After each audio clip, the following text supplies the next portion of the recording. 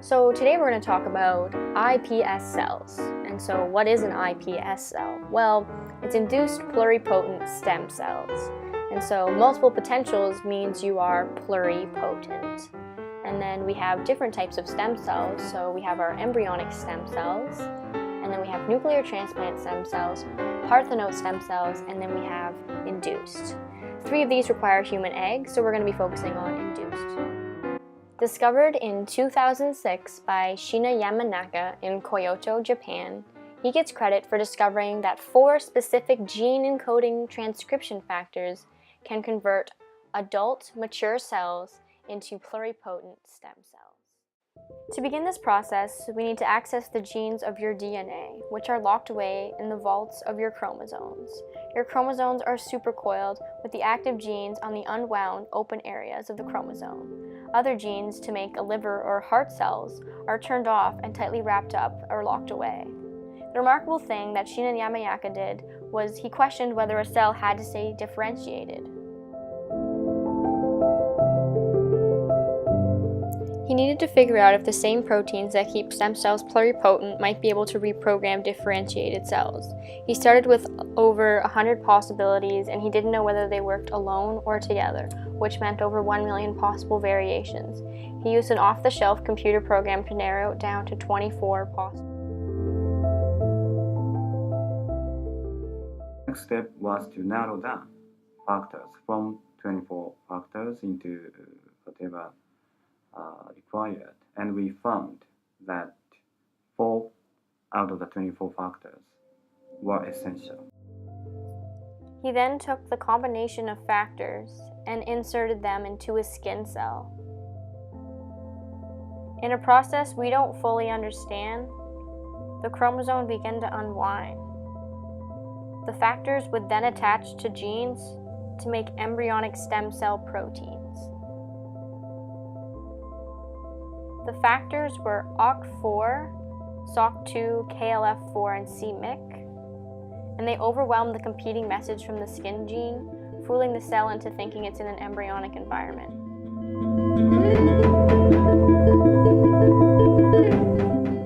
As these new reprogrammed cells replicate, they become more and more like embryonic stem cells until eventually they are indistinguishable.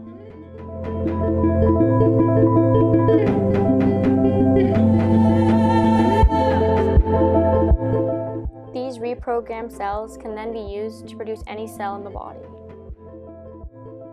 In theory, that means iPS cells can both create sperm and egg cells, so they could one day be used to produce an embryo and then carried to term. This has created some ethical issues because one day it could be biologically possible to create a human being from a piece of skin. We ultimately have to weigh out potential problems and benefits that iPS cells offer us, because stem cells have entered a brand new era being able to control cell identity. iPS cells provide us with new tools to study disease and healthy cells, to be able to test for drugs on diseases like Alzheimer's and Parkinson's on lab-grown human neurons. This also can solve problems for couples with infertility issues. For example, Project ALS is funding research with iPS cells. The process begins with a biopsy of skin taken from a patient with ALS. The skin cells are then replicated in a petri dish. The 4 factors are then introduced to reprogram these cells into induced pluripotent stem cells, or iPS cells. These cells now have the ability to become any cell type in the body. They are then exposed to 2 transcription factors that will direct the iPS cells to differentiate into motor neurons and astrocytes, the very cells that are affected in ALS. These cells now have patient DNA for ALS and can be screened with drugs to model potential cures.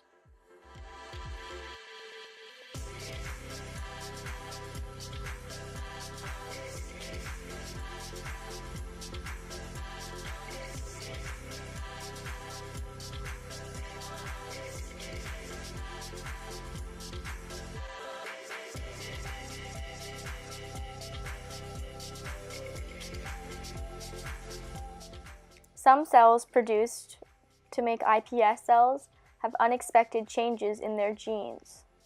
Research is still being done to perfect making perfect iPS cells. Although they have provided us better ways of tackling disease, an advantage of iPS cells versus embryonic stem cells is that iPS cells can be generated from individual patients. That means that they are genetically identical to the patient, and this reduces the risk of transplant stem cell rejection. Winning the Nobel Prize in 2012 for his discovery, Shinya Yamanaka revolutionized the world when it comes to research on disease. The future holds promising cures for many of the uncurable diseases we have today.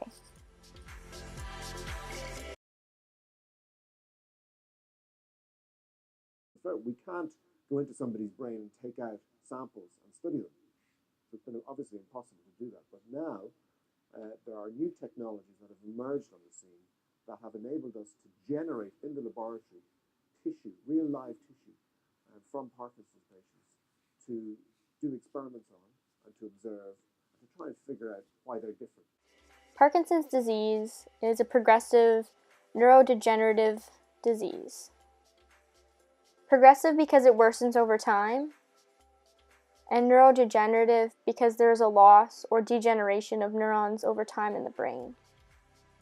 However, we lose a specific kind of neuron, which are the dopamine neurons, and they are responsible for making dopamine. And dopamine is important for normal movements. They are found in the substantia nigra in the midbrain, just above the spinal cord. When they are lost, there is a reduction in dopamine because the dopamine producing neurons are gone. And with dopamine levels decreasing, we start to see some movement signs, which are usually associated with Parkinson's.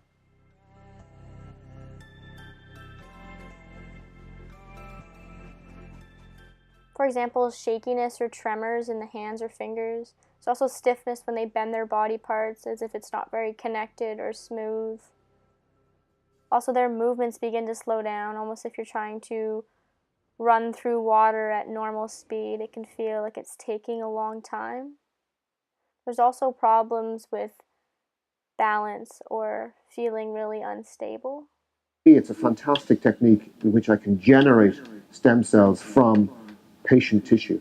And once I've got these stem cells, say from Parkinson's patients, I can now change them into dopamine neurons. And that's what we've been doing in the laboratory. We always thought that development was irreversible, but because of the work that Shinya Yamanaka did, he revolutionized the world and made huge advances in stem cell research. Not only will they be able to grow human neurons, but they'll also be able to make cells that will treat diabetes by making cells that produce insulin, even blood cells free of cancer cells for leukemia patients. The list is endless for all the possible outcomes iPS cells can provide us. It's only a matter of being patient.